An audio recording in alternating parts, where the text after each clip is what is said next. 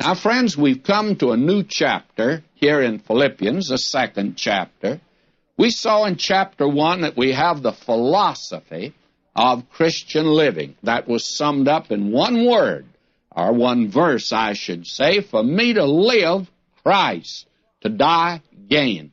And Christ was the very center of this man's life.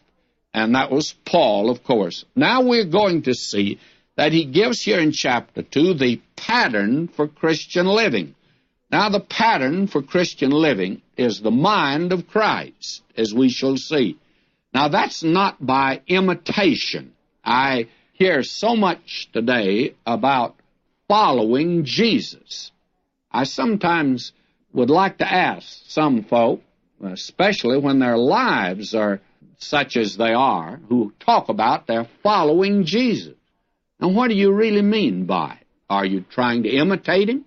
Well, may I say to you, when Paul says here that Christ is the pattern of Christian living, he's not talking about imitation. He's talking here about impartation. That is, the mind of Christ should be in us, and it can only be there by the power of the Spirit of God. I've learned a long time ago that when Vernon McGee does it, it's not only not done well, but it's done wrong, always. Because my mind, and I am accused sometime of being rather strong-willed and that I have a tendency to move ahead. My wife says I do that.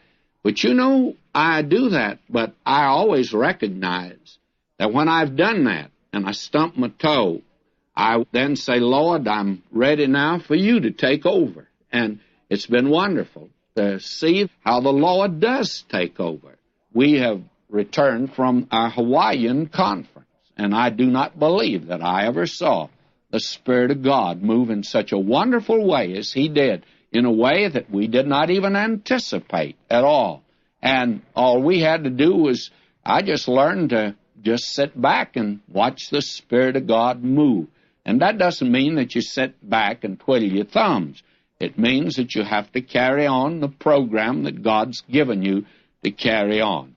Now, as we come to this chapter, we find in the first 4 verses, we're going to talk about others. Now, that's important, and I'll tell you why.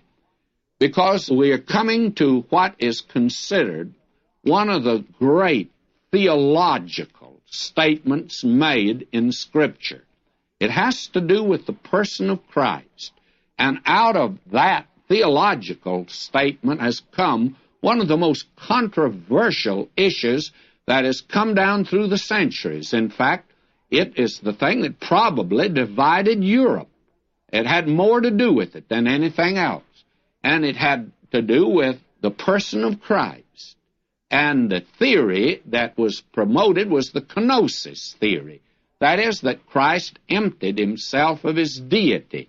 And this passage will make it clear that he didn't empty himself of his deity.